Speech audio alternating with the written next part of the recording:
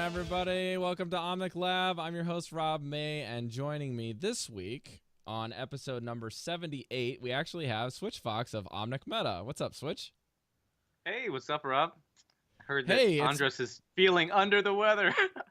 yeah, So he's glad to be feeling here. something under in the stomach area this week, man. He said he got some nasty bug before we started the show. And yesterday, a little family emergency, had to take someone to the hospital and his family. So I was just like, oh, my word. But one thing after another. So we decided we had an idea of what we wanted to do. So we're just going to push that to next week. And then I came up with something that is a little bit more on the introductory side of things for Season 7 within setting goals. And Switch and I are going to have more of kind of like a fireside chat of like, what do we want to see in Season 7? What do we want to do personally? And not necessarily on Blizzard's side, but just some of the things that we want to do interestingly enough with maybe our hero pools, but more on the mentality side and goals setting. So, but before we can do all of these things, we got a lot of news here jumping in from the PTR and some other things too. But Switch, how did your Season 6 end, and have you done your placements for Season 7 yet? My Season 6 did not end as well as I hoped. I really hoped to kind of end close to Diamond and instead went on a little loss streak at the end. Ended about mid-plat. I am in the midst of doing my placements right now. I'm 6 games in, 5 wins, 1 draw, so feeling good about that. Okay. Been playing just a variety of heroes. Basically, everyone. I feel like everyone should have at least 1 tank, 1 support, at least 1 DPS hero that they can play pretty well, and that's what I've been doing. I've been playing Zen, been playing Roadhog, and been playing Soldier and McCree, and it seems to be working. So, what about you, Rob? Good. Yeah, I've been holding off on my play since I made a little of an announcement on Twitter, but I really want to play Moira as a main focus this season, and not because of like the overhype, because I didn't even do this. I think this is the first new hero since Ana released that I've actually wanted to just sit down and play in comp since the seeing and playing the hero on PTR. And I was not that way with Ana. I played Ana. I thought she was really bad. I mean, you can go back to the VODs and watch it. Like, I thought she was terrible. And I was like, she's so contingent on being able to land shots. And if you can land shots, I can see her being very powerful. Turns out landing shots is not too bad. And I probably want to do my placements with Ana first and then move into playing a lot more of her and Lucio and Zenyatta. And even though Mercy is receiving the change, and the change is probably okay for where she's at right now, at least is like a little bit of a band-aid fix, I'm really getting kind of sick and tired of having to learn a huge new kit every time my hero gets changed. And even if they're broken. Like, even when you make my hero amazing, it's kind of like you have to recreate the scenario every time my hero gets adjusted. My Mercy main kit is shifted. It's like, now I have to learn Valkyrie. Now I have to learn how Valkyrie's shifted and how my Resurrect is different. And then now you got to learn how to play with the old Valkyrie with the new Resurrect mechanic when you don't have Valkyrie up. So, I mean, I know that we don't really have a whole lot of data on it because it's only been out, like, what, 2 days right now? So yeah, we don't have much data on it at all. I think I've been watching a lot of streams in the last couple of days, and wow, you can really just see the difference. Just what you said, isn't it crazy that just one thing that seems kind of minor, adding, well, we'll get into it, a couple of things to Resurrect would make all the difference. I've seen Resurrects get interrupted, and the Mercy just immediately killed in Grandmaster games. It's crazy. Yeah. Yeah, well, I think it's probably a good way to transition into our announcements, blue posts, and patch news. So the first thing on the docket here is a game night, which is our kind of our big premiere thing we like to do once a month for the community. We will hang out as best we can. Andres and I try to make it for an extended period of time, and it is a very long timetable of game night where not everyone will always be there, but the game night will continue to run until everybody quits. It's kind of the typical thing. A lot of times we'll split it up free-for-all. Sometimes we'll split it into competitive. But as you may know, and as we kind of realized after many, many game nights, our show isn't very casual in orientation, and people want to come in and practice and get better at stuff. So we typically just play regular competitive type things and or free-for-all deathmatch to practice our heroes and warm up. a whole lot of fun is still had, but we don't really focus on the casual, fun, goofy game night type typical spiel. People like to That said, It's a maybe unique we can experience. talk some people into playing this Moira dodgeball custom game mode That where sounds you're literally awesome. just launching these balls and killing everybody. It just sounds like a lot of fun too. So who knows? Oh man, yeah, we'll see. I always wanted to. I'm like, okay, guys, what do you guys want to play? Do you want to do like paintball? Do you want to do Reinhardt with 0 Yeah. cooldowns and like 2 health? You know, what do you guys want to do something fun? And they're like, let's play competitive. I want to practice Ana and show you guys how bad you are. It's like, you know, something like that. Like somebody's doing that, but it's always Yeah. a blast. There's some benefits to that. You know, we do have a variety of people, right? We have like bronze players all the way up to even grandmasters, and even though sometimes it can be stiff competition, I don't think anyone's really complained, right? Everyone's always happy to kind of have a chance to play with some better players, either on your team or even against them. And you have to admit, you know, getting a kill on a Grandmaster Genji is just so satisfying, right? You land a sleep dart as Ana on a Grandmaster Genji, and you're just like, oh yeah, I got this guy. I mean, I said it a couple times, a couple months ago when we were playing. Andres was playing Winston and or Diva, and I was like waiting for Emlyn Lijiang. I was playing Lucio. I'm just like literally waiting for him to use his cooldown and then boop him off the edge 3 times in one map. And I was just like, I don't even have to win. That was worth it. I can quit. I can retire. I can done podcasting. Like I'm good. Yeah. Yeah, those moments definitely. Yeah, November 24th. So that's next Friday. That's the day after Turkey Day, day after Thanksgiving here in the U.S. So get your shopping done for Black Friday. Yep. And then come back home and take a get nap. settled in and come play with us. Yeah, that's right. Definitely take a nap. Right. If you're going to be up at like 2 a.m. to get in line to get your big screen TV, you know, make sure you get a nap before you jump into the game night. And speaking of deals, there is a 50% off package for Overwatch right now until the 27th of November. And additionally, there's right now, while we're recording, the Overwatch free weekend is out, and you can play Moira if you'd like to for free. You have access to the entirety of the game outside of competitive mode for obvious reasons, and that's it. You can go enjoy the game, take a test drive, and enjoy the game. So the game, it's a 50% off discount, which means half price for the original game.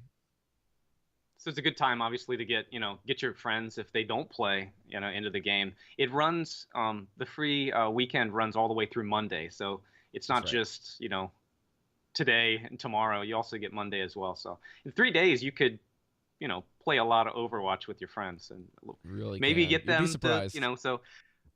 The 50% discount, by the way, is basically $19.99 US for the base version of Overwatch. So that's a pretty good deal if you want an extra account. Yeah, I did it last year when they did something like this for a sale. It was just a good idea because I just wanted another account to play with listeners in case they wanted to run comp, and I didn't want to, my friends list gets full from game nights and stuff, so it's crazy. But Switch, you got anything new going on your Omnic Meta website coming up here that you want to promote? Just a couple of things. I mean, we're going to get into the details, but this new patch went up, so we want to see how's Ana, how's Mercy doing. We still have Lucio still have a little bit, yeah, and maybe Lucio. I don't expect too much with Lucio, but everyone wants to know, is Mercy, who's in every game, is that going to change or not? Well, maybe we'll have to see what big hits what too, it comes because up. Moira's coming in wave 2 next week. I think that's going to be really exciting. I mean, you and I both at BlizzCon having a chance to play her, and then also playing her on PTR. She, I think, is going to surprise a lot of people. She's very powerful. Some people are dismissing various aspects of her kit. I think her kit's pretty good, so we'll see. I was just glad to know that she is a main healing type of healer. Yeah. And I said it from my prediction that this is what we were going to get at BlizzCon, not just like after play testing and like working on stuff. I was like, I'm pretty sure that's what they got to go with. But yeah, that's what's coming in the pipeline for Omnic Meta. And let's get into the patch. So the first thing here is maybe not affecting about 90% of you, but we're still going to cover it. Just like normal bronze to diamond, if you are in those skill brackets, you can play with anybody below you about 1,000 rank or above you up to diamond in 1,000 rank. The difference would be then if somebody in your group is in Masters, that player cannot queue into competitive mode within outside of 500 SR rank points. And then the big kicker is now that you're in Grandmaster, you need to be within 250 SR rank. So this is actually kind of fascinating. A lot of people, so I'm not, you and I are basically not Grandmaster, but this affects a lot of things. So Grandmaster is 4,000 SR. The bottom of top 500 right now is like 4,250-ish. So the people that are top 500 can't queue with the people that just made Grandmaster. And the people at the top of Grandmaster right now is like 4,700. So if you're rank 1, top 500, you can't queue with a friend who's even probably rank 100. I just think that's, that's such a big change. I mean, basically, you're not going to get these duos of these pro players because if the pro player can't play for a bit, they're going to, decay or lose a couple of games. It's a big change. I wonder if this is an indication of something in the future that's coming. Like a big change around the corner in the pipeline, like duo queue, separate queue, like rankings, maybe full team rankings, like something that we've been asking for, like a full stack ranking as being a separate queue.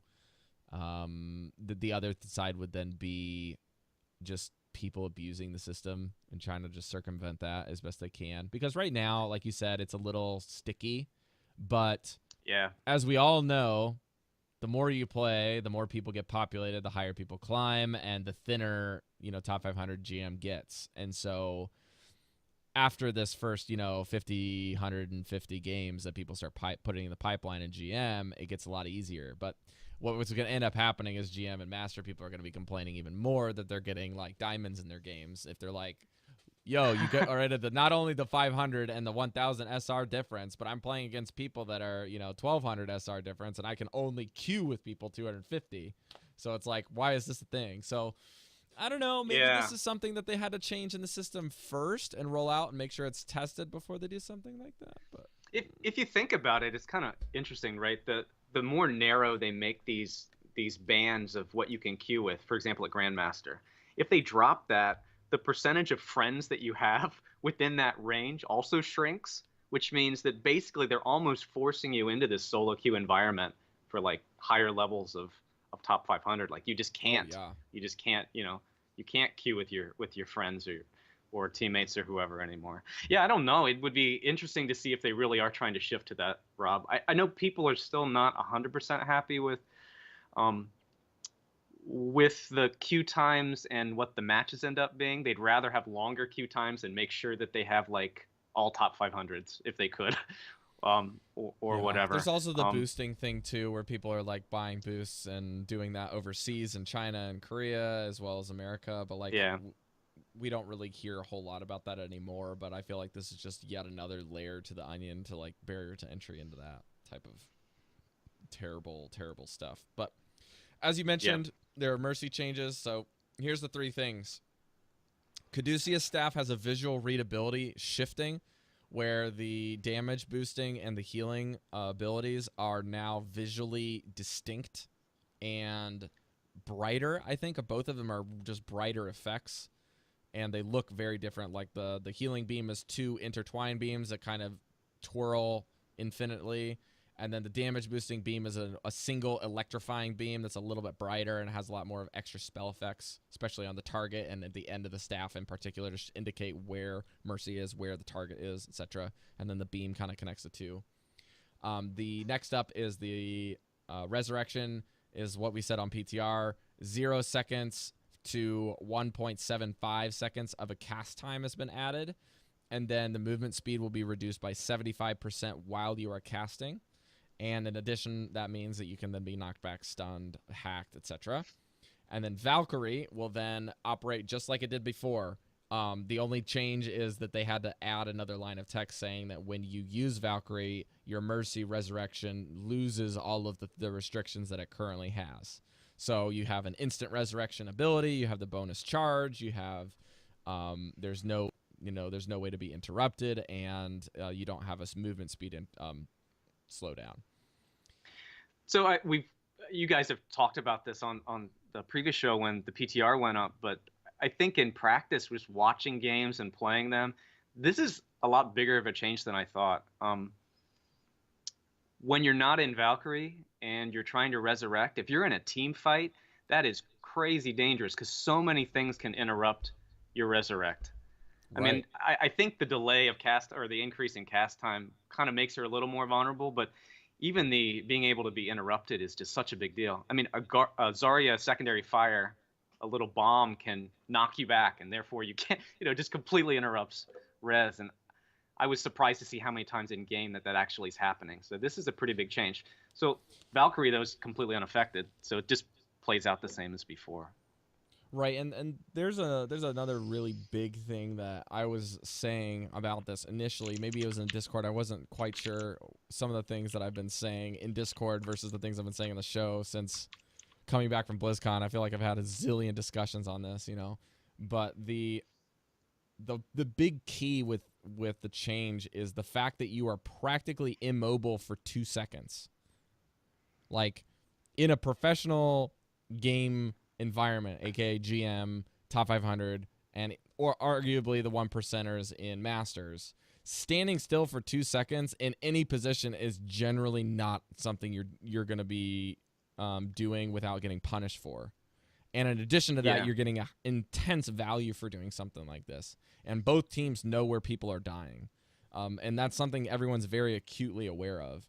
And again, if you're in bronze, silver, gold, even platinum where I play, you can stand still and use that as a juke because people just don't have the tracking ability that they normally do, in those upper tiers. So you won't really feel it as much, and that's probably why even before the initial Mercy hyper changes, you're still seeing her numbers as absolutely insane pick rates in bronze and silver and gold. Like it's still gonna be that way even now. I feel like you can say that with pretty much anybody in those ranks. You can pick whatever you'd like as long as you got good tracking, good game sense. You know what's going on the maps. You can generally climb, but you have to have that skill set before you can get there. And it's not to diminish you guys in bronze and silver that are really working hard, but frankly, I've been talking with a lot of our bronze people actually in our Discord for the last month and a half of the season, and the same recurring things come up over and over again. And this is maybe a little bit of an early transition into goal setting, but simply playing the game and playing the game more.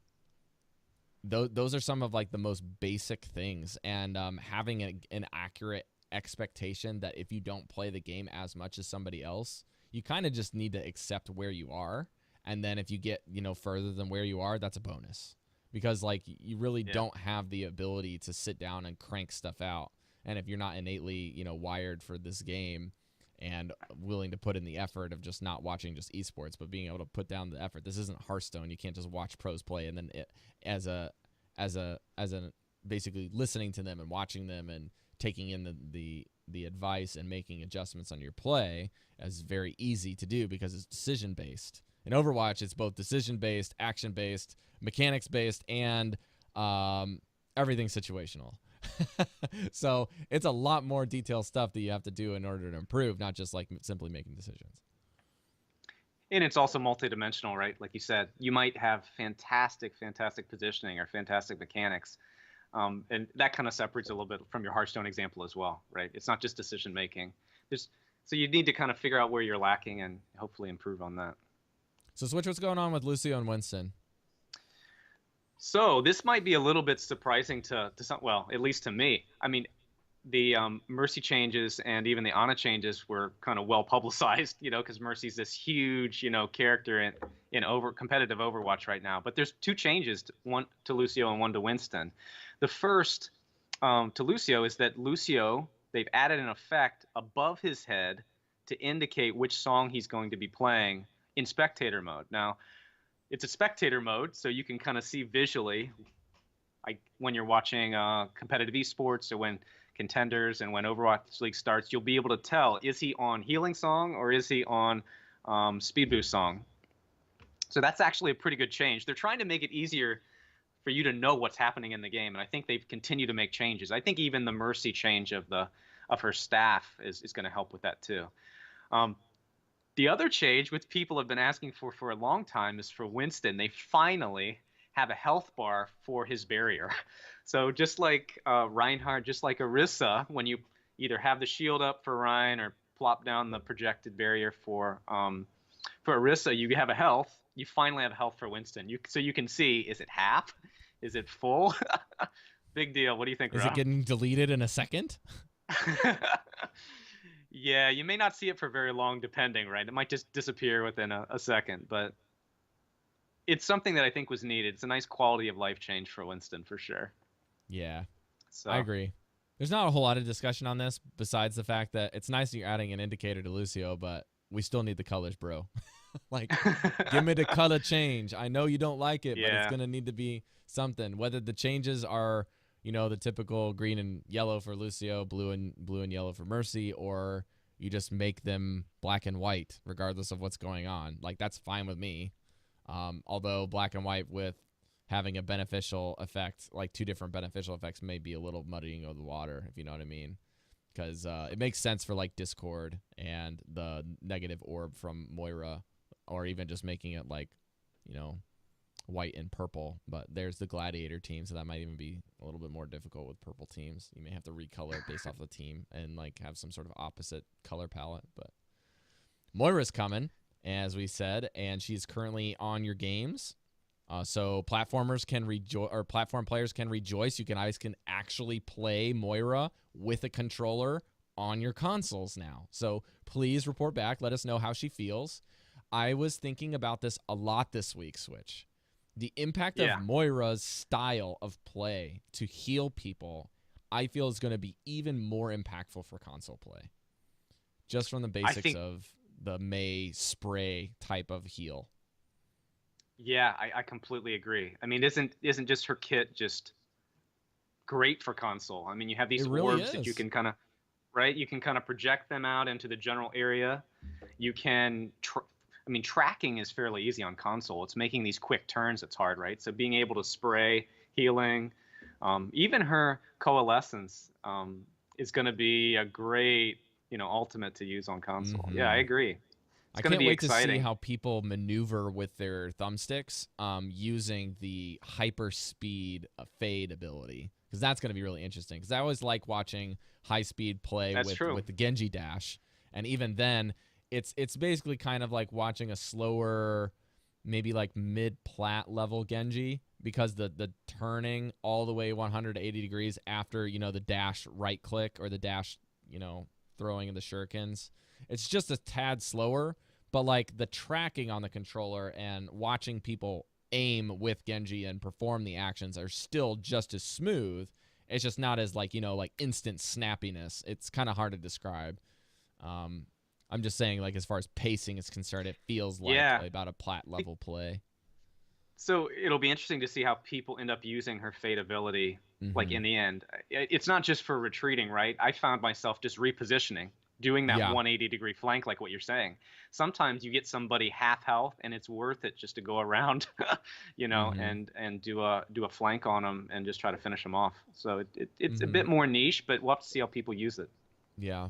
And I was going to pick your brain on this, and I was hoping that Andres would be here to ask him about this too, but I know this is not currently in the kit, but I would really like Blizzard to give us a way to cancel Coalescence when you're in a pinch, because currently when you activate it, you get that slight speed increase. I believe it's close, if not exactly the same as the slight increase in speed that Reaper gets when he uses his Wraith Walk. When you're like faded out of existence and kind of moving around with the flappy sounds, like that's about the same speed as Moira with their ultimate. You do move a little faster, but because you can't cancel it, you can't really escape with your fade ability, and that's your only mobility thing. And I really would like a way to do something to cancel it, whether it be using the fade ability cancels it or something before that, and then I can do it. What do you think about that? I can see that. I mean, the thing that makes it, I don't know offhand what the duration is. I think it's like 8 to 10 seconds, or maybe 6 to 10 seconds, something like that. That's a long enough ability that maybe you would potentially want to cancel Coalescence it. Or fade? Yeah, Coalescence. Coalescence is 10 Just the seconds, I duration. believe. Just the duration of the ability. It's like 6 or 8 seconds or something, right? I think it's 8. Yeah, actually, I think it's 8 to 10. But I'll pull it up here as we discuss more and stuff. But isn't it kind of? But You think about some of the other ultimates in the game. Granted, I'm a DPS player. I think about DPS ultimates. You can sprint as soldier, right? But there's other ones that like High Noon and even Roadhog's chain gun or whatever. He is such a target. Roadhog's such a target because he's lost some mobility or ability to heal or cancel or do anything, right? He's kind of just a fixed target. And what you're saying, Rob, is that you kind of wonder if that's a weakness of her kit, like for Moira, that she's just kind of more of just a target. She can't just escape. You know, she does have some mobility with the speed increase, movement speed increase, but maybe that's by design, you know, not letting it cancel by giving her that speed, but it's hard to say. Her being in kind of a fixed position as well. I don't know if you've noticed, she's like a super tall. Like her hitbox is really wonky. When she turns and when she walks, like her head goes down a little bit, it moves around. When she's in Coalescence, she is literally in a fixed position, making her relatively easy, I think, to headshot probably, compared to her usual movement. So I haven't gotten a chance to see the ADS spam, where you can like juke and then duck. I would love to see how valuable it is to duck and jump with her kit. She is so tall. it's pretty wild. I'd be curious to see how tall she is, but it wouldn't surprise me if she's one of the tallest heroes in the game. She's probably just under Winston's height, yeah? And Winston's the tallest, I think. Is it Winston or Roadhog? One of the two. I mean, they're both. Yeah, she's one of the taller characters, so it'd be interesting to see. But part of the thing too, though, that actually helped, now that I think about it, like just there's so much particle effects flying out of Moira that it's almost blinding to begin with. So maybe that distraction you just orb. blind. If you're worried about getting killed, just try to blind the person with Coalescence, right? Just blast them in the face so they can't see anything. But you're right. It would be nice if she could cancel just with Fade. Even that would be pretty powerful. Yeah, but let's move forward. So we got a couple game things here. Obviously, Moira is not enabled for competitive mode up until the 23rd or 24th, depending on your time zone. But yeah, she will be available 1 week after she is released from the live servers to competitive mode. And then in general, I highlighted just a few things here. Clicking the leave the game as a group checkbox actually now will remember that decision for future matches. So if you want to hit the leave button, it'll automatically leave that checkbox open so you won't have to reselect it. Which is good if you're going to like stay in a group and, queue like 5 or 6 matches. This is just a great quality of life change. The next thing is they're making several visual adjustments to revamp spectator mode heads-up display or HUD, including an improved spectator mode user interface, unit frames style, and an animated ultimate indicator. So I'm not quite sure, because I wasn't able to look at this in-game prior to the show today. But this is most likely preparation for them putting in the new spectator experience for you to, run as a test drive. This is probably just predecessor type material, getting ready to give that to the general player base. Yeah. I think that's exactly what it is. Because it's not. In fact, I don't even know if we're going to get... So there's production level stuff, right, that they're using that I don't even think we're going to get. It could be. We'll get some of the spectator stuff, but we're not going to get they have the whole like combat log. If you remember seeing glimpses of that at World Cup when they accidentally showed it on the screen, but there's a huge log of all the events that lets you do replays. I don't know if we'll get all of that or not, whether that's going to be production side only. But you never know. It's nice that they're doing this. It would be great if we got those tools. Because then people could practice, It would also help, like, the more amateur or community run tournaments as well. I mean, those have kind of somewhat disappeared while people have been waiting for Overwatch League. So, yeah. It's a good change. The last thing, I'll turn it back over to you, Switch, because you actually did this today with the arcade. Yep. So they have changed the arcade. Well, usually when a new hero comes out there, is like no limits mode and other things, that way you can test out the hero. But they've added something just to arcade in general, they now have a single slot, which will change on a daily basis for different game modes. They've obviously got a lot of game modes now, and they can't fit them all on the screen. So I think what they've decided to do is to have some different types of modes, some fun modes, things like limited duels, low gravity, capture the flag, or capture the rooster, whatever they've decided to call it. All of those are going to be rotating in daily, which I think is kind of neat, right? It gives you a chance to almost say, hey, what's the new thing? I'll play a couple of games of that with, because it's new and fresh. Right. I actually got to play what they had. I don't know if it's still up, but yesterday they had low gravity, which I'd never played before, and oh my goodness, that is just an insane it's an insane game mode. Heroes that don't, because basically you can just jump like crazy, right? Pretty much. One of the poor souls that we played against decided at the end to try to contest the payload, because this was like Gibraltar, decided to switch to Winston, and oh my goodness, was that a bad mistake, because with the low grav, his rocket pack literally shot him clear across the map. Like he was not even close to the payload. So there's some fun stuff to be had. I think I'm gonna keep an eye on what that slot is and probably just play it for fun. So yeah, it's a good change. Daily changes. Yeah, that's pretty insane. I mean, in some ways I can see it being frustrating, but in other ways I feel like it's great for a weekly rotation, because now that you do have enough content where you have it like basically backlogged, you can just put it on a rotation, and then anytime you add something, you can add like one of those slots as like a permanent fixture for multiple days during that cycle. And you can do something like that, or you can even just do like whatever the new thing is and add that as multiple versions of the game mode. I can see that as well. Maybe I'm thinking too that it does give them an option to have a slot to even do small tests like themselves as a development. They're not going to replace PTR for obvious reasons. This is not something that would potentially affect console players a lot, but just the ability to try out just small changes, small tweaks to like damage, ultimate charge, these type of things to see what the results are. Maybe they would use it for that too. Yeah, I'm interested to see once they roll out the new Winterland experience with May's Snowball Extravaganza again, like how they're going to operate this within the new arcade system. But only time will tell, and I think we can transition now into goal setting. So I'll see if I can frame this in a little bit of a good light for you guys. Again, keep in mind that we are kind of going off this in a little bit of a last-minute type of a format, and so we're going to be talking about this more in a casual sense and yet also a serious sense, because it's kind of like you're sitting around the couch, you're like, okay, I got my pen and paper here. Season 7 just started. I either just finished or I'm about to finish my placements, and I want to get my first 50 games under my belt here.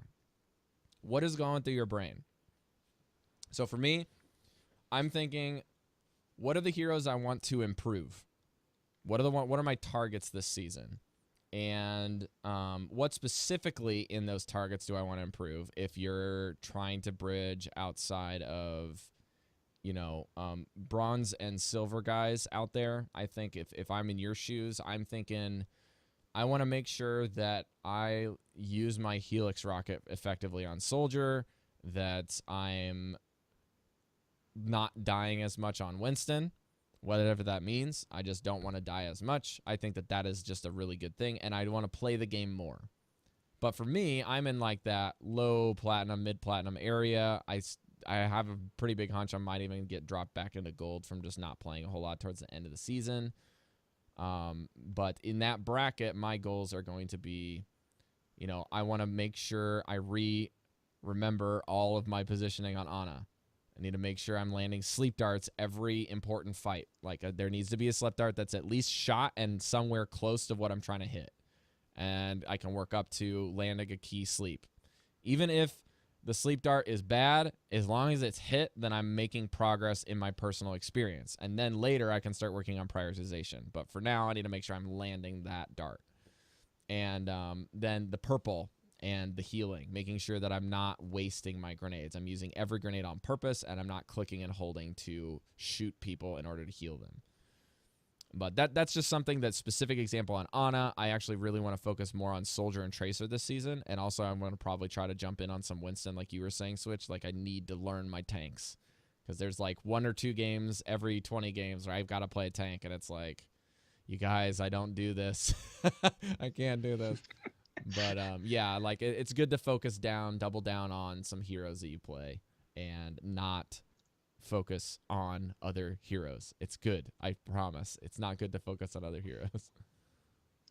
So how many tanks do you think, and which tanks do you think that are really necessary? You know, just from your experience of playing. I mean, do you think that, you said Winston, right? So he can be played main tank or kind of almost like an off tank, right? Do you feel like Ryan is something that you'd want to do? So for me, it's all off tanks. Like, it's hard for me to get into that mentality of playing Reinhardt, sometimes even Winston. So do you think that, what do you think, Rob? Would you just do Winston, or would you do something else? I know it sounds a little selfish, but I pick something that I think that I really enjoy, and also something that makes sense to me on paper, and then I go from there. Obviously, I've played Zarya. I know Zarya, but I cannot seem to keep a high enough charge to have a big enough impact, and my graviton surges are just not where I really want them. And I generally have good surges, but the timing is usually bad.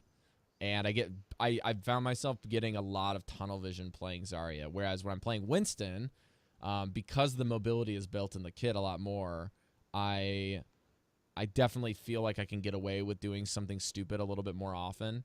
And again, that's not a good habit to be making, but I do feel like I can play safer and get less punished. And the same thing applies for Diva. Whereas like Reinhardt and Zarya, you kind of have to play things like every footstep you take is a decision, you know.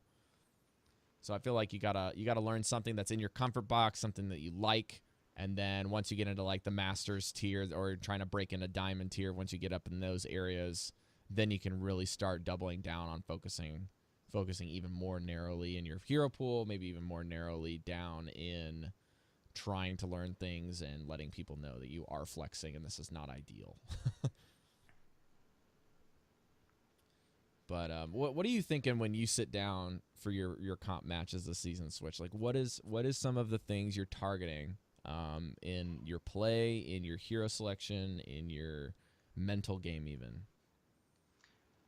You know, I think for me, one thing that really helped me climb from silver to high plat diamond was kind of being more intentional about my play, which I think is something I need to continue doing. We have Sinful, who's one in our Discord, just recently hit top 500, which is an incredible accomplishment. And I think when people were asking him about it, what he said was exactly my type of mentality, something that you need to continue to work on. And what he said was, you know, when I was climbing, I never played when I was tilted. I never played, you know, when I wasn't feeling my best. If I was tired, I don't want to play on that account. And I think part of what I want to do is make sure that I'm feeling good, that I have a good attitude, right? You have a PMA before going in and play. I think that that's something that's actually really valuable. So that's one thing. As far as like other things, I love mechanical heroes. That's the thing that really, you know, something I can just spend and just practice mechanics over and over again, like a gym rat. Is something that I like. So spending time just in the training grounds or just in custom games, headshot. So I'm going to continue to do that. You know, it's easy to get envious of these pro players and just see this insane tracking with Soldier, you know, of these characters just flying all over the screen. And that's the kind of stuff that I'm going to continue to work on. And the final thing, which I think is going to be on a lot of people's minds, is Moira. Moira is the type of hero that I can get excited about. I love Zen. Zen has this kind of interesting resource management aspect that he wants to put Discord orbs on enemies. He wants to put healing orbs on allies. And which ones do you know, which enemy, which ally, and when do you do Transcendence? In some ways, Moira is very similar. She's got some really interesting mechanics. And I think that people underestimate her from a damage perspective. Like you can get a couple of, you know, with really good tracking, you can get some key kills, good timing when you ult. Like, she's a great hero. I think, you know, you said the same. So I'm going to be playing her. Being able to learn one hero a season, I think is also a good goal. So for me, that's going to be Moira. That way I can flex Zen or Moira. She'll probably be the only main healer I can play, which I think is valuable. But I think you've said the same thing too, Rob. I mean, you said that Moira is something that is a hero that you're going to try to pick up too this season. Yeah, I think that I just need to, from what I can tell, every time that I've played a season where Mercy has been my main focus, I have enjoyed the highs a lot more, and I've really hated the lows the most. But like when I play heroes like Ana and Zen and Lucio, I feel like I'm hitting this middle ground where the mechanical nature inside of those kits, or the hyper punishment that you take when you're playing Zen, but at the same time you start realizing you're like, I can kill this guy, you know? Like, if I pop off here, this game is over. You're like, if Tracer comes in and you like start memorizing where they're coming in, you're like, this Tracer comes in, engages here every freaking time. Or this Winston, as soon as he sees me, he dumps on me. So it's like, why don't I just discord him, and as soon as I see him, I'm going to get 2 headshots on him before he can jump in, and then I'm into the advantage. Because now he's jumping in my neighborhood, and you sucker, you did. Like, that's kind of the mentality that I have when I'm playing Zen, is I'm going to be a little bit more proactive when people coming at me, because I'm always the first target. And then if they stop, they're like, I'm not going to jump on him, he's going to kill me. Then I'm just going to sit on those, you know, the little areas where you can take the range damage and abuse, you know, your cover and take advantage of picking them off from a distance anyways. And with Ana, I still remember this to this day, one of our patrons at the time, and I jumped in to Lijiang Tower.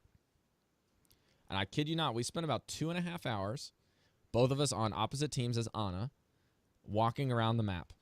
Up high ground, low ground, here's where we position, this is where we take our shots, get in and out of your scope, where can you see here, how can you shoot me, you know, how many shots is it going to take to kill a 200 hero here, how many heals can you get off here, how much burst damage can you deal, where's your typical your gravitons, where do your flankers go, what flankers do you need to protect yourself from, that type of thing. And I just did it because I was like, Lijiang is one of the maps that I just don't know the best, or don't know at all. And on top of that, I felt like Lijiang was my weakest map in any hero pool. Like, it's really hard to play, especially when you're in the Space Center, because it's such a tight area. And then once you get to the point, the verticality just extends. And it's like, it's such an interesting, like, dynamic of a map. And the other one was there's City Center, Gardens, and Control Center, right? Something like that? I think it's like that, yeah. But like the area where the point is offset instead of in that giant tower. Like the giant tower, I really like that one. But the one where the tower is inside and everyone goes and like, fights inside. Night Market, I think it's called? Night Market, yeah. So Night Market and Control Center are the ones that I really, really struggled with. But Gardens I like. So I encourage you guys, jump into maps, grab a buddy, spend a couple hours, sit behind your scope, see what you can hit. You know, that kind of a thing. And you don't have to add bots. Like, I think that was super valuable. And then also, when I learned Tracer, I jumped into Eichenwald, and I was just like, I have no idea where the health packs are on this map. Let's just walk around. You know? Like, that type of thing, when you're playing a flanker, just knowing where all the health packs are and abusing them, especially if you're going to play Sombra, that's just, like, the biggest thing, right? Yeah. So I don't know. That's just something that I encourage a lot of players to do, and maybe like something that I need to do a little bit more this season is just jump into non-competitive maps and play around and like figure out where stuff's at. I feel like a good place to do that, honestly, is just quick play. I mean, it's good to walk around maps just with nobody, but if you're playing Tracer, you're learning Tracer, why not say, you know, I'm going to try to flank from this angle. I'm going to go through this weird passage. Oh, shoot. You know, I can go on Eichenwald attack. I can go up the stairs and just dive directly onto the point, you know.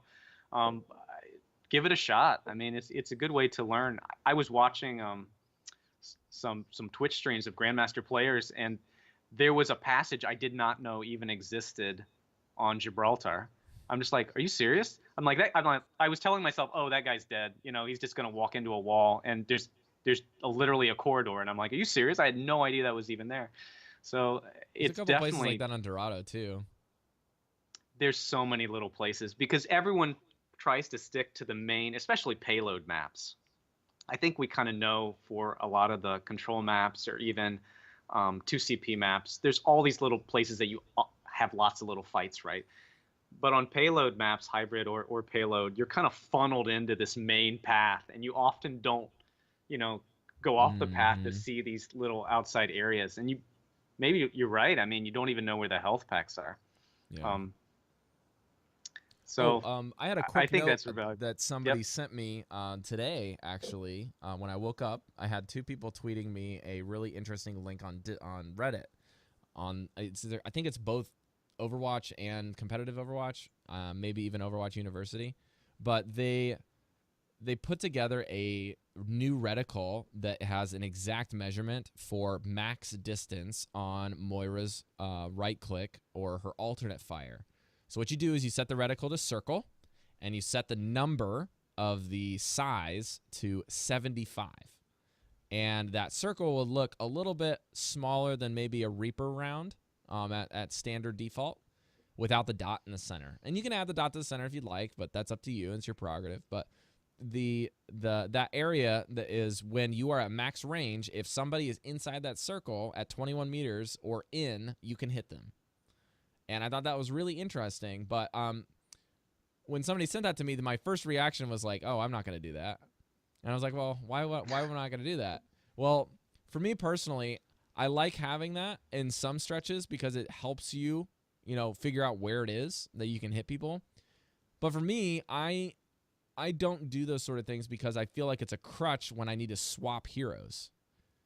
And I found this out when I was playing Mercy a lot, and I switched the reticle. I was like, I can't hit my shots when I'm doing hit scan with this reticle, or I can't use this with Junkrat. And so I tried to get some things where like there's a little circle or a little crosshair with around the same size, and I'm always trying to put that on the head so that when I do need to make the switch from Widow to McCree or McCree to Soldier or Soldier to Winston, even if it's a dot on my screen, I know where to put it. I'm not worrying about like min-maxing my reticle to make sure they're somewhere in that area. Like I want to make sure I can be precise so that I can swap the heroes like on and pick people off. Yeah, I noticed. I actually saw that same Reddit post. What they're trying to do, right, is they're trying to get the range at which you can lock on to heroes, to enemies, right? That way you know where's the death zone. But you're right, it's missing something. It's missing kind of that crosshair, that dot in the center, basically this point that you're going to use to track when you're damaging a hero. It's hard to track if your whole screen is like this big circle saying this is where you're supposed to damage. It's hard to keep a hero inside such a large thing. It's easier if you've got a dot or a crosshair, like you said. I was reading some things on crosshairs I was going to ask you about, but like, because you play a lot of hit scan, and I don't. Yeah. And Andres plays a lot of hit scan as well. But from what I can tell, people who play a lot of hit scan really prefer one of two things.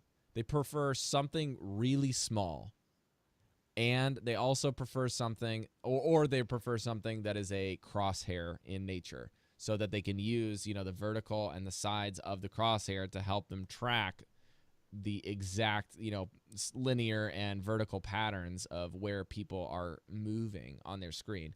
And it's something that's subtle, but it's more in your subconscious than your main thing. And it also has to do with if people played a lot of Quake versus people playing a lot of COD and CSGO, right?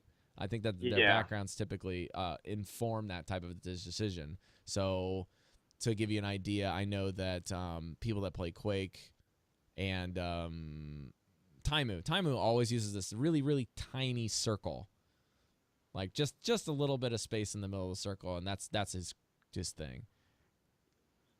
I think that's something I've also been thinking about because there's just so many options, and like you said, a lot of people use this CS:GO style crosshair. That's what I like. Some people use a dot, and some people have changed the dot just being a small circle the size of the dot. That way they can, it's like it's transparent. Yeah. There's a balance there. You want to pick something and stick with it, I think is like the big thing, right? You don't want to be constantly messing with your crosshair. You want to pick it and then use it for the whole season. And use it for a lot of your heroes. And a lot of the heroes, or at least the style, right? Certainly. there's a balance. I find that the smaller the crosshair is, the more likely I am to lose the crosshair, right? I haven't played, you know, tens of thousands of hours like some of these pro players, you know, have across so many games, across so many years. So for me, trying to get the width right of the crosshair, the dimensions, it's also important because it needs to be big enough for me to not lose track of it. And picking a good color, that way I don't lose track of it, is a big That's thing. why I But yeah, started for going to hit scan yellow. and stuff, you really want something tight, because you spend so much time shooting at distance. So you want something that doesn't look like, you know, that's just going to make you feel like you're going to hit something when you're so far off, right? You definitely don't want a huge circle on your screen if you're playing McCree trying to You shoot just play something far Reaper away. all It does day. not, basically. I mean, so Reaper and some of these close range heroes, you could imagine having a slightly different reticle, but yeah, it's important to think And about it's funny and too, pick it. because you'll have people that have those things. Like it's less with Winston and more with like shotgunny type heroes, like Roadhog and Reaper and even Junkrat and Pharah. Those heroes that have that splash damage, you know. Oh yeah, the other one I was thinking of was Doomfist. Sorry, I just had a major brain fart there. But the Doomfist has like a little bit more of a shotgun type area of effect. But like when you have those reticles that are larger, you have these really weird aiming habits you start building where you're like, okay, I need to make sure the circle is covering from the top to bottom these things, and that's the general range. Whereas if you have the reticle that you used to have that's really tiny and pinpoint, you're actually tracking the same mentality of a hit scan player. You're just saying, okay, when I'm playing Tracer, I have the crosshair and it doesn't expand to the big like spread. But if I aim it at their neck instead of their head and just track it like it's a head, then the spread goes and hits everything that I need it to hit. And I get a lot of headshots. So basically what you're doing is you're building a good habit by using a particular reticle and tracking the same way in a different position. And that's really what the importance is here. Definitely. And you want to be consistent. You want to use it for a long time. It's too easy. They give you so many options. It's too easy just to keep making changes, saying, oh, I don't really like, let me make this a little smaller. The good suggestion is to pick something and stick with it for a lot of games and just get used to it. Because in the end, if you're going to do a flick shot, or if you're going to, try to track and damage an enemy, you want to have that muscle memory. You want to have that, ability to remember what it feels like to do that with that reticle. So let's transition. Let's use your transition of putting on a lot of games. How many?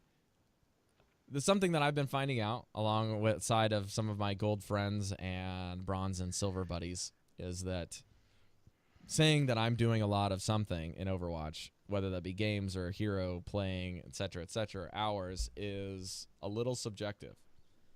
And I think it's time that we kind of let people know what is a good amount of time to play, and what is a good amount of time to achieve certain goals. Because for me, I do a podcast, but I also work full time. And Switch, you make this amazing website content, but you also have a child and a wife and a family and a job. Right? So busy guy, yeah. We're not like 100% content creators that are doing this, as our job, even though we are getting support from donations or ad revenue or whatever. It's not sizable income. It's not enough to live off. So we don't have all the time in the world to just sit down and play Overwatch. We don't. And I think that's most people, right? Yeah, unless exactly. you're that special college student or whoever who just can, just play 8 hours a day every day, then, and there are a lot of those. But what do you think? How many hours do you think, or how many games a week do you think is a good goal for, let's say, even just a newer player or someone that's kind of in the bronze, silver See, type if you're range in bronze or silver to get and better? your goal is to go up a tier, I think what you want to do is you want to start setting weekly goals and not daily goals, because you're clearly not playing the game enough. I think that's the big thing, right? Like if you're not in gold, you're not playing the game enough. I think that's basically the simple truth. Because there's so many things that you can learn by simply playing the game that you can bring your skill bracket up by playing enough and making good habits and identifying bad ones. Like those three things, like identifying bad habits, making good habits and playing more happen naturally when you play a game with trial and error.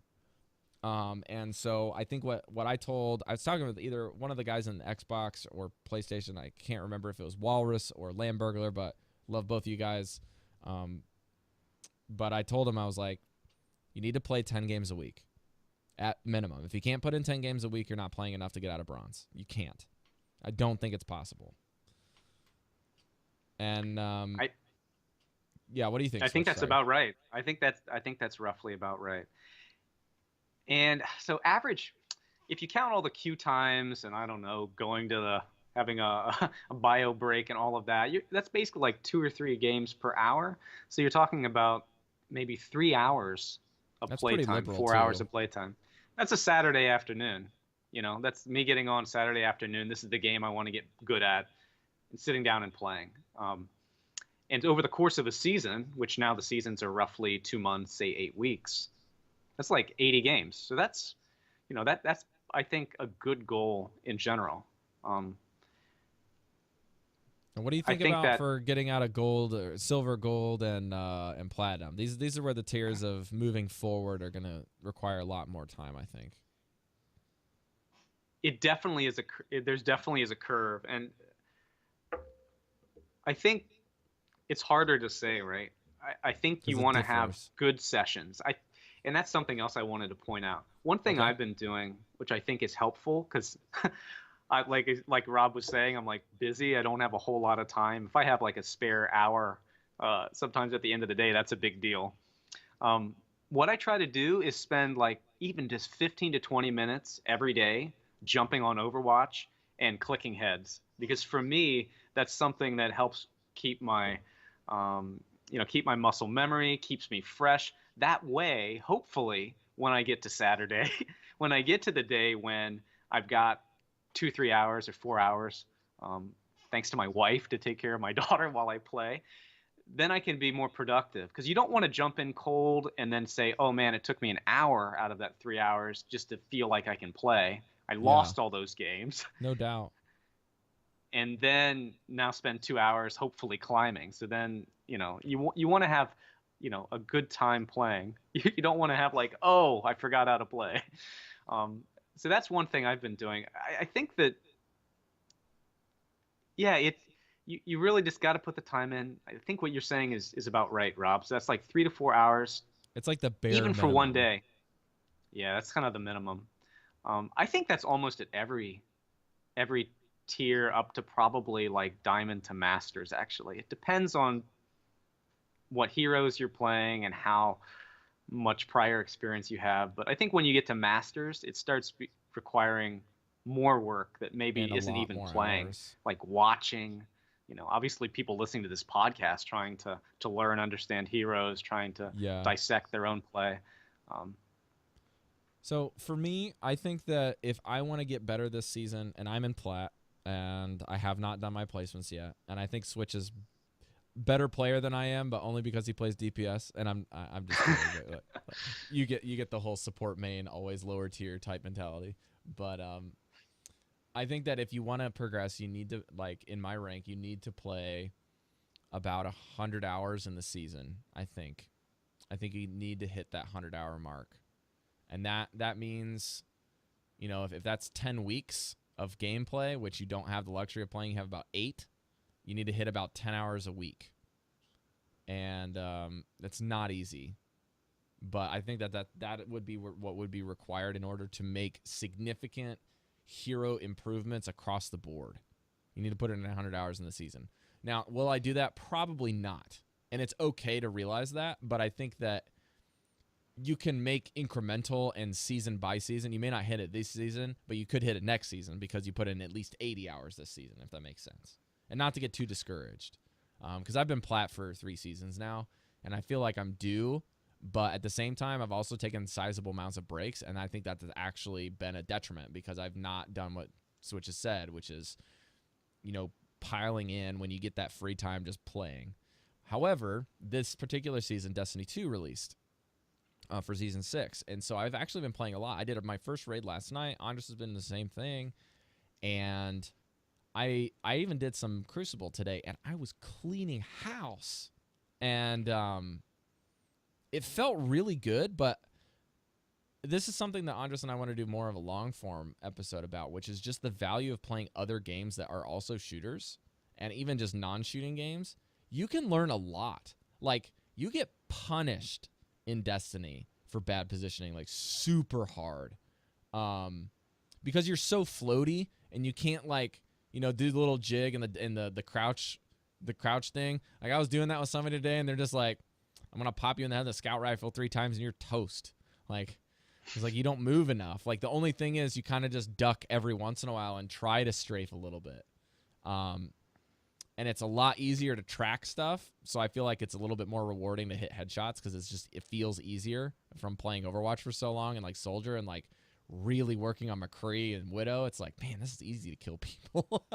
Yeah.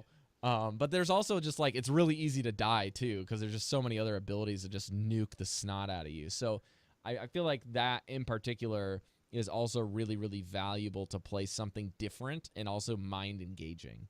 But also remember, jumping back into Overwatch, it's a very different game, and you can't just do what you always did, you know. But there is. But I too think many you bring games up to play. a good point, Rob. That you kind of need to take a break sometimes. You don't want to.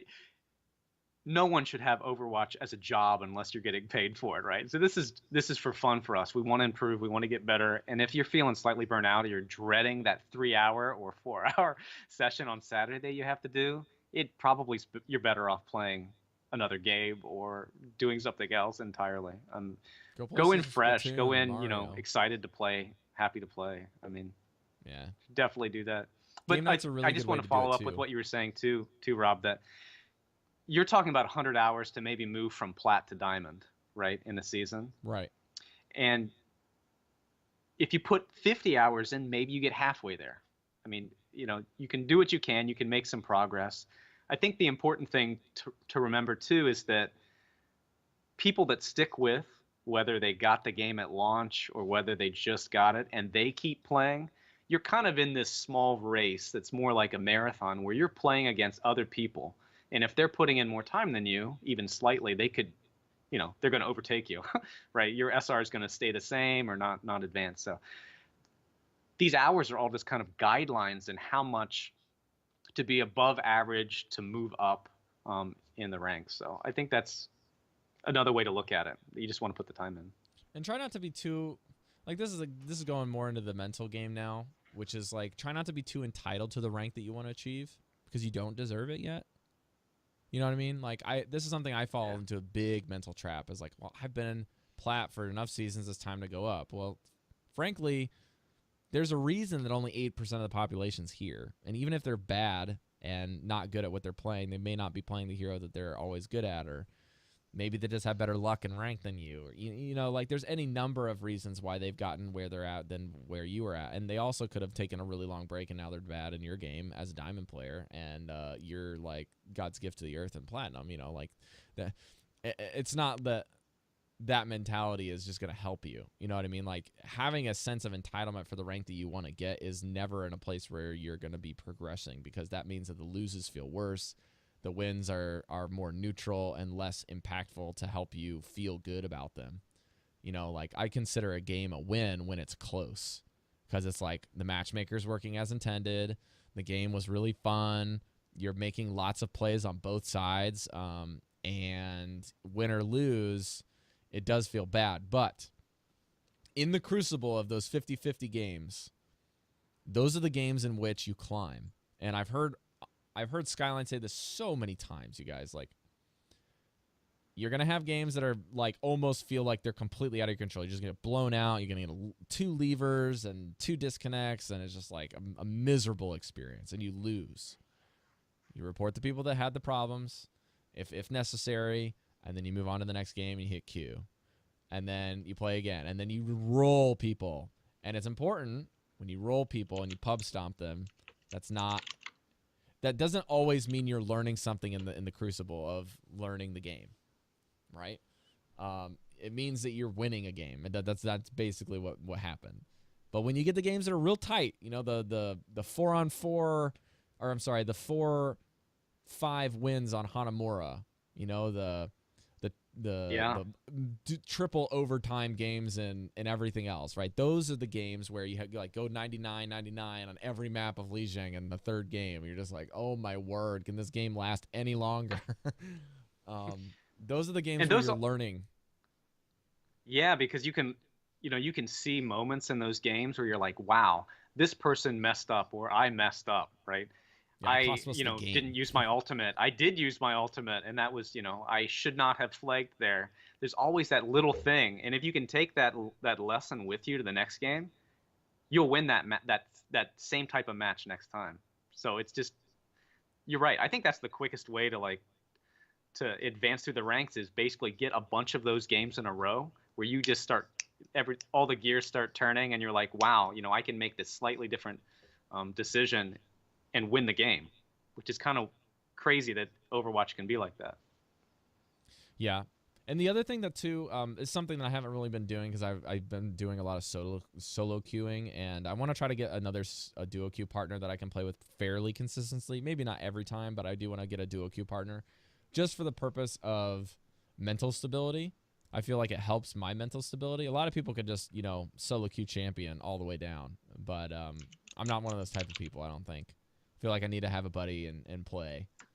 And when you do that, even when you're salty and you just sit down, you just lost 3 in a row, you go get a drink, you use the restroom, you sit back down, you sit in the thing before you hit the Q button, and you talk with your partner.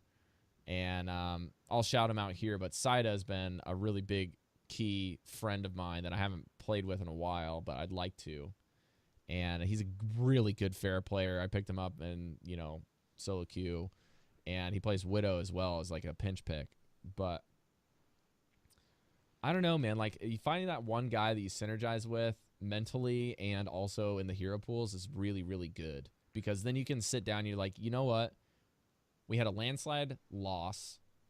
We had a lever in the next game. And then 2 games after that, we went really close and just happened to be on the losing side. And we had some things we learned from. We made some progress, but the SR is not reflecting that. And so we lost 4 straight. That's the fact. You lost 4 straight. But the real message is you learned in 2 losses and you got pub stomped in 2. So it's like, okay, well, the next time is you maybe even, let's say you lose 4 more games the next session. They're all 50-50 games. You're on the losing side of a close match. And so your SR tanks. It's okay. The difference is you start climbing when you can figure out how to win those tighter games. And the more tight games you win, the higher you climb and the more consistent your gameplay gets. That just reminds me of, I climbed from actually very low silver all the way up to diamond. And for a variety of reasons. But one thing I found that was really helpful was, keeping a game log. It's too easy to have a game and just forget about that lesson. But for me, it's writing down what was the map. We actually had a spreadsheet that was made by one of our former admins. Just fantastic spreadsheet. Just keep track of, did we win the game? What hero did I play? What was my starting SR? What was my ending SR? And there's a section for notes. And if you don't put the kind of notes you want to take, I think, is that you don't want to write lever, enter. You don't want to write thrower, enter. You want to write something that you did or could have done, or something that you did. Self-evaluation. Even if it's flanked and pressed Q, even if it's something that will help you remember that, at this crucial moment, I had my ultimate, they had burned all theirs, and I was able to go in and basically get a team kill. That's something that's helpful. You don't want to lose the lesson, I think is what I'm trying to say. You don't want to just always just queue up the next game after next game. You want to sit and, at least write it down. That way you can remember, oh, right, I died. I died with, in overtime because I just rushed onto the payload instead of just taking my time, even if it's something like that. Well, I think we had a lot of profitable discussions. Switch, is there anything else you wanted to highlight before we close out here? Anything that, something you really wanted to focus on besides this? No, I just want to kind of reiterate that I think Moira is going to be a lot of fun for a lot of people. I think one thing that is always great about a new season is you really are kind of starting fresh. It's a time to like learn new heroes, even though it's almost, well, we're about a third of the way through the season. Now's a good time to do that. You might as Yep. well.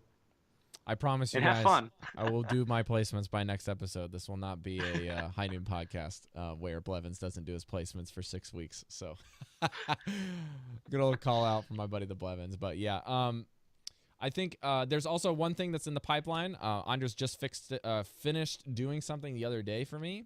And for you guys that are patrons will be receiving a 3 to 4 day bonus episode that is a recap of the community and our BlizzCon experience in the trenches. We have a bunch of pre-recorded content that's going to be hitting your eardrums and sent your way as patrons. And then we'll release it on the regular feed for the rest of you. And this is not going to be charged to your accounts. This is pure bonus content as a big thank you for sending us to BlizzCon with your donations throughout the year. If you want access to that, you can jump over to patreon.com/OmnicLab and pledge today. We have a lot of really, really great folks over there.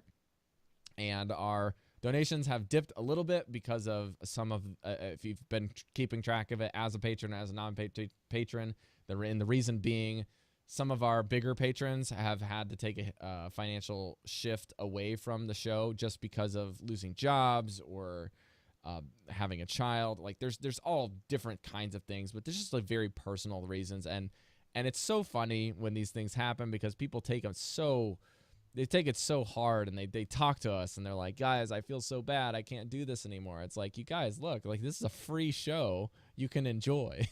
You being a patron is just pure thankfulness on your part. And we really enjoy that. And we thank you for it. So just keep that in mind. As you do donate and you do remove or edit down pledges is totally fine with us. We'd love to have more people in the family, more so than having like 5 people that just donate $1 bazillion. Like we're all about the community. We want to be in this network and switching our admin. Many of our admin and our mods are actually patrons themselves because they believe in the product and they believe in the community. And so we want to be sure that we can propagate that. So special thanks goes out to those of you who are still on the Diamond patrons right now.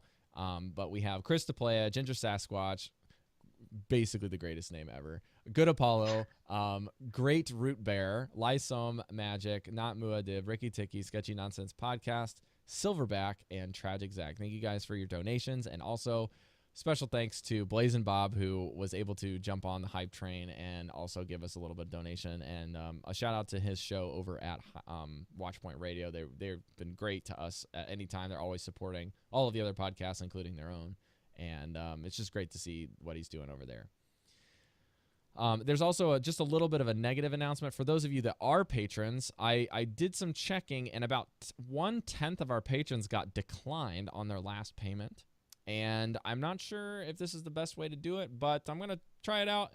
Please go check your Patreon and see if you got some issues with your credit cards or something. I don't know. Maybe your PayPal's also got something wonky in there, but we had 11 declined patrons, which is about 1/10 of our total patronage. So please go check that out if you're listening to this. It would do us a great, huge favor. We also have one iTunes review from It's Over Yet Podcast. Is it Over Yet Podcast? Which is a great username. And his glaring review of 5 stars for the show was a breath of fresh air coming home from BlizzCon. So thank you so much for that. And I'm really excited to move forward with this season. I speak for Andres and the next show that you guys will be listening to. And I can even speak for Switch here. But going to BlizzCon has really ignited a brand new passion for the game and the show itself. And I'm really excited to get back into ranked. And the only reason I haven't yet is because I was so excited for Moira. I was so excited to wait to play her. So we'll get kicking off with that here. Switch, I think that's going to do it for the show. Where can we find your content and you on the interweb? So you can be on the lookout for some patch analysis to see how Ana and Mercy fared with patch 1.17. You can also keep track of the meta, which I also put out meta reports. All of that is on omnicmeta.com. And you can follow on Twitter at Omnic Meta, and you can follow me at The Switch Fox on Twitter as well if you want to keep track with my turkey day and traveling all the way back to the Midwest from the East Coast to visit my family. So if you want to keep track of that. But I'm personally just really excited to see what comes out of the new patch with Ana and Mercy. And also, big shout out to you, Rob, for inviting me at the last minute on the show. I had a lot of fun chatting with you. So I'm glad you can always make a great time to be on the show. Switch bailed us out, you guys. So please send some love to his Twitter and tell him that you appreciate him, because this was literally about 10 minutes in the making. I had set up OBS in like 20 minutes. So we'll see. Hopefully the video feed isn't awful here, but yeah. If you guys want to find the show, everything and anything that you need to find is going to be on the website, omniclab.com/links. You can find everything from merch and coffee mugs and t-shirts and hoodies to the Discord community link. You can go find that. You can also find the links to the show notes and anything and everything you might need to find in the archives and searches. Got an even question from one of our comments as to, well, I don't know where the Reinhardt show is, and could you guys please do it again? It's like, well, actually, we interviewed Fact Fiction, and it's all the way back down there, and it doesn't say Reinhardt in the tag. So we're working towards making the tags a little bit more effective for you guys in the future. If you want to find Andres, you can find him on twitter.com/iPlayGames. You spell that IPLAI games. And then if you want to find his Audio Blender venture is audioblender.com, and he also has that project which is basically helping podcasters create podcasts and kind of from the ground up, try to teach you how to do that. You can also find his SoundCloud at iPlayMusic, and same spelling, IPLAI. If you guys like Hearthstone, you can find my show called Velen's Chosen at velenschosen.com, where we just did a brand new show on Arena Draft, and our shows lately have been really long, so hopefully you guys will enjoy those. But Eve is doing some really cool stuff for Warcraft lore, and we got the Kobolds versus Catacombs kicking off next week, so I'm really excited for the new expansion for Hearthstone as well. If you want to find me on Twitter and Instagram at the tag NotRob, and sometimes streaming at NotRobMay. And my other project is called Concept Craft. You can find that in your podcasting apps with that tag, or conceptcraft.libsyn.com. Again, thank you, Switch, for joining us, and the rest of you for listening to episode 78 about setting goals and some quick patch notes with the Omnic Meta. We'll see you guys next week. And remember, not all these lab rats can be scientists, so don't be one. We'll see you guys next week. Bye.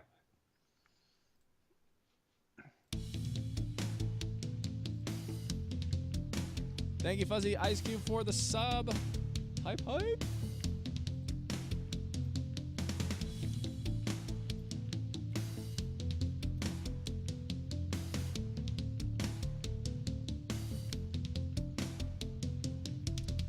Yeah, if you guys are watching on YouTube, we are Twitch affiliates now. You can sub